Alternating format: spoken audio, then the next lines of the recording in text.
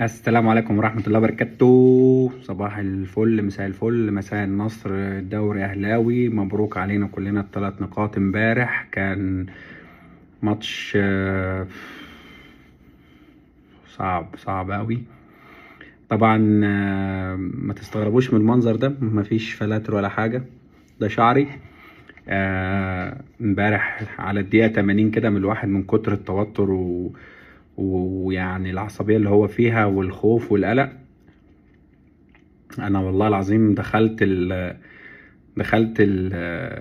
الباثروم، ورحت جبت المكنة الشعر بتاعتي، وقمت شايل شعر كله. فده مش فلتر ولا حاجة، ده فعلا يعني شلت شعري والله من الخنقة والضيقة. آه، حتى كنت بتكلم مع صديقي إيهاب بهجت أول امبارح قبل الماتش بيوم، شعري كان لسه موجود. لا، كان توتر رهيب وغريب، والواحد ما كانش مستحمل خالص. فالحمد لله على كل حال اتسطرت، مش مهم الشعر يطلع مكانه. نتكلم شوية نقاط سريعة عن كده، بكل هدوء، بكل بساطة، وبدون أي أي تطاول يعني. طيب، مبدئيا كده هبدأ بس بإعلان اتصالات اللي هو نزل على السوشيال ميديا، بتاع الشاب الجميل اللي لابس بالطو أبيض ووراه عربية إسعاف بخطين، والدنيا هايجة ومقلوبة، ومش عارف مين اتقدم بشكوى للنائب العام، ومحامي معرفش مين، ايه يا جماعة؟ ايه يا جماعة؟ في ايه يا جماعة؟ هو حد قال لكم ان الاعلان عليكم؟ حد كتب اسمكم؟ حد لقح عليكم؟ حد قال اي حاجة فيها زمالك ولا مختلط ولا اي حاجة؟ انتوا ليه كده يا جماعة؟ ليه حساسين كده زيادة عن اللزوم، وبتقفشوا في حاجات ملهاش لازمة؟ وكل مرة ينزل اعلان الاتصالات تصيحوا وتقلبوا الدنيا؟ ولا عشان هيثم فاروق قفوشة اللي مقضيها تبليك في نص جماهير الاهلي، وحتى انا من ضمنهم يعني؟ لا يا جماعه، خلاص يا جماعه. على فكره، هيثم فاروق اثبت انه زملكاوي مش كيوت، فبعد اذن مجلس الاداره القادم، الراجل ده يكون لي دور. تنسوش الراجل ده يكون لي دور، عشان ده زملكاوي اهو، مش كيوت. ها؟ عشان انتوا كنتوا بتقولوا عليه كيوت، او بيبلك الناس ومتفاعل. تنسوش. طيب، سريعا كده، معلول. اللقطة اللي حصلت امبارح ما عجبتنيش، وانا من الناس اللي كنت ضد فكرة ان انت تجدد له، والموقف كله من اوله لاخره ما كانش لذيذ. فكرة ان انت تقول له انا هدي لك 6 شهور بس هتقعد دكة، قال لك اوكي ماشي ما عنديش مشكلة، عشان كولر ما كانش عايزه. طب كولر مشي، طب الراجل ما بيلعبش ليه؟ قلنا مش جاهز. طب الراجل اثبت في اكتر من موقف ان هو شغال يعني يدي. وبعدين في حاجة يا جماعة، يا كابتن عماد النحاس، معلول برجل واحدة أحسن من كوكا اللي عامل كوارث في كل حتة. كل مرة هدف بيجي بسبب كوكا. يا كابتن عماد، يا كابتن عماد، ما ينفعش اللي بيحصل ده في معلول يا جماعة، عيب. كان المفروض والأولى من البداية، خلاص عقده انتهى، الإصابة بتاعته كانت صعبة. طب يا عماد انت كده، يا معلول انت كده زي الفل، هنديك، هنعمل لك تكريم ممتاز يليق بيك، وهنشوف له لو تقدروا تشوفوا له منصب إداري جوه النادي أو في الناشئين أو وخلاص كده قصة وانتهت. لكن بالعكس، ده انتوا كده خليتوا المشهد أسوأ من مكان هيخرج بيه الأول للأسف. وده فعلا لا يليق بمعلول ولا بالتاريخ اللي عمله للأمانة. فاكرين المباراة بتاعت انتر وبرشلونة، اللي هي ماتش الذهاب والعودة، وتحديدا ماتش العودة، في 3 كور كده الواد حارس المرمى بتاعهم السويسري يان سومر ده اترمى رمية.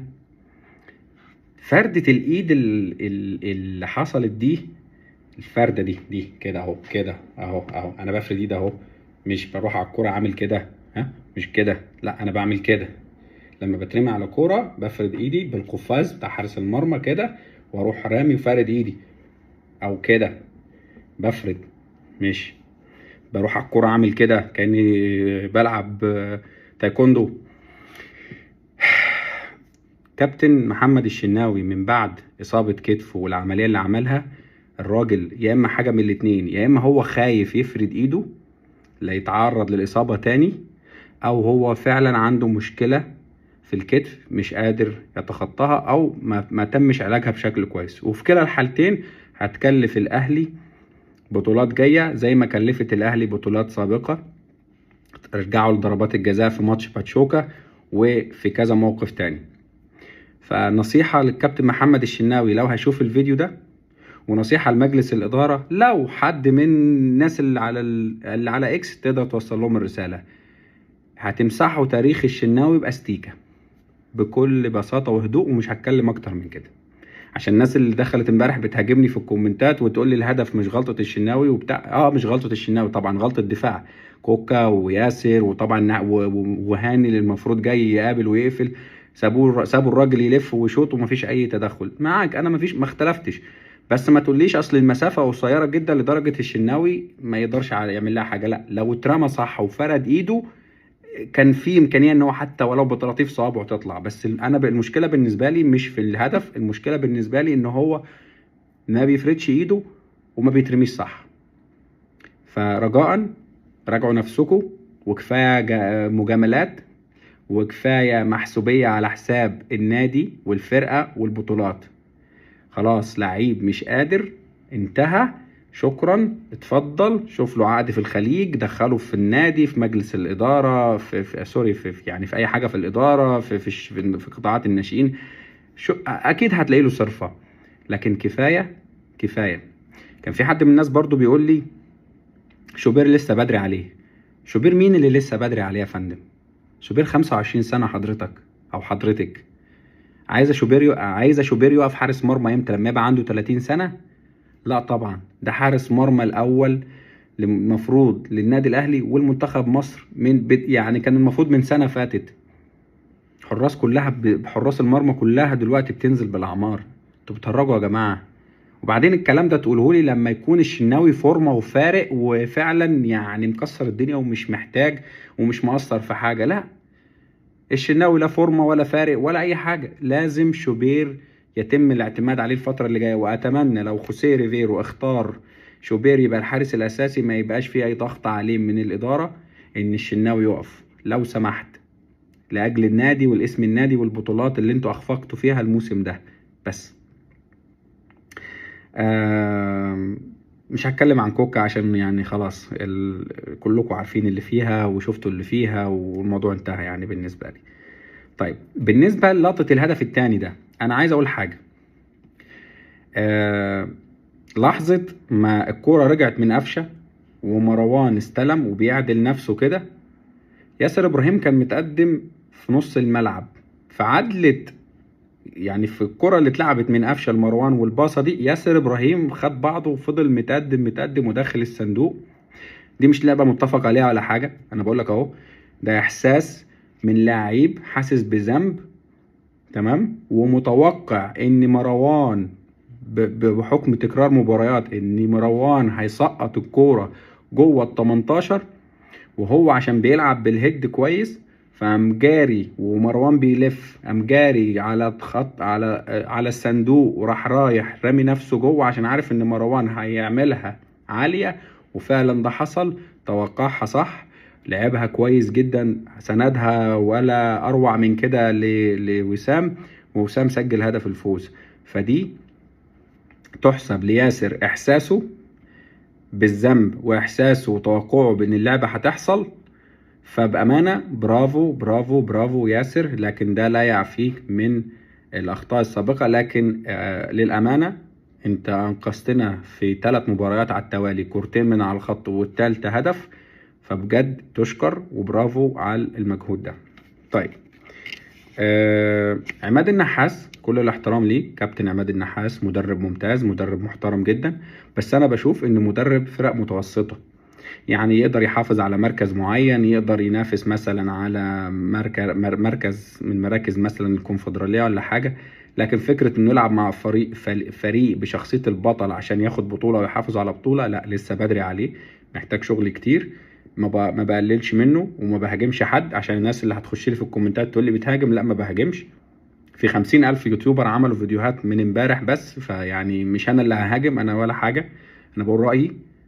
كابتن عماد النحاس ما ينفعش حتى لو قاعد في الجهاز. انا بشوف ان المفروض ريفيرو يبقى هو له مطلق الحرية يتحكم ويتصرف زي ما هو عايز، بلاش نملي عليه اي تعليمات معينة او نفرض عليه ان عماد النحاس يتداخل في الامور الفنية رجاء يا كابتن محمود. شكرا. طيب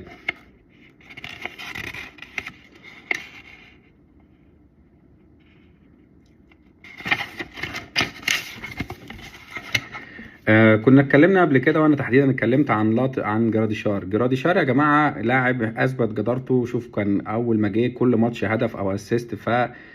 فكره ان انت تيجي من بعد كولر تركنه 3 ماتشات او 4 وتنزله دقايق معينه، ركنه جراديشار دي كانت وحشه. وشفنا النتيجه امبارح، ان حتى اول كرة جات له على المرمى مفيش تفاعل، مفيش احساس بالكرة، قلشت وطلعت منه واللاعب ما اداش المطلوب منه. فانا متفاهم ان انت عاوز ترجع وسام، بس ما ينفعش يبقى على حساب مهاجم كان شغال اوريدي وبينتج. كان المفروض يبقى فيه سياسة تدوير، ماتش وماتش او شوط وشوط، وتدور الدنيا عشان اللاعب يفضل محافظ على الريتم بتاعه وفورمته. ما ينفعش الركنه اللي تركنها جراديشار دي، واتمنى انه ما يتركنش بعد كده. حاجة أخيرة بس، الدوري ده للأمانة هو كان خلاص منتهي وشبه محسوم، واحنا كان كل أملنا إن احنا بس ناخد مركز تاني بهدوء كده اهو. كان كل أملنا إن احنا ناخد مركز تاني عشان نلعب تشامبيونز ليج السنة الجاية.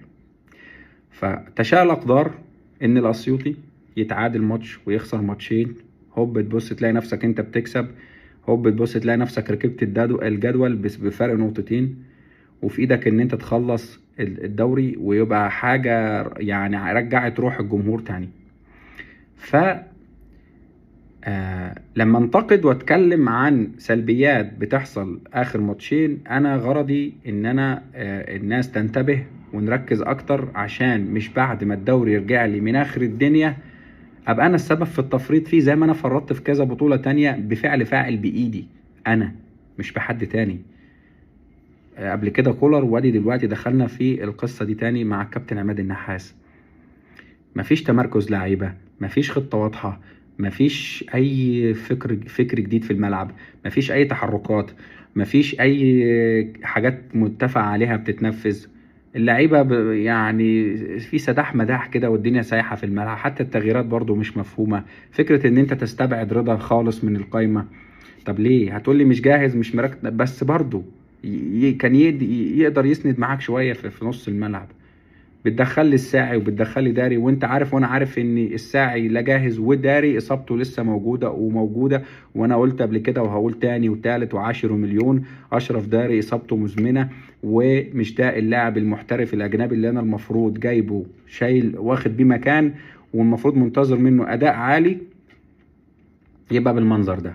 من ساعه ما جه اهو بقاله من شهر واحد دلوقتي اهو 4 شهور، ما اعتقدش انه لعب ماتش كامل.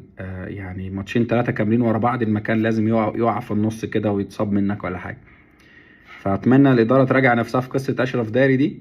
طبعا مفيش وقت، فطبعا في كاس عالم انا متفاهم، بس الفتره اللي جايه بقى في احلال وتجديد، فالمفروض بقى خط الظهر ده كله يتفور بما يرضي الله.